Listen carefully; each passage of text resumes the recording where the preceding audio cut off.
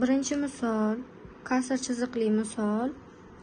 Darajalar bo'yicha kasr chizig'i degani bu yerda bo'lish degani, ya'ni -2 ni 5-darajasi ko'paytirilgan -2 ni -3-si bu yerda bo'lingan -2 ni -4-si. Buni hisoblaymiz. -2 ni -2lar, demak -2 ni umumiy bitta qog'ozga yozamiz. Darajalar bo'yicha ishlaymiz. 5 ko'paytirish bo'lsa darajalar qo'shiladi. Qo'shilgan -3, bo'lish bo'lsa darajalar ayriladi. Ayrilgan -4.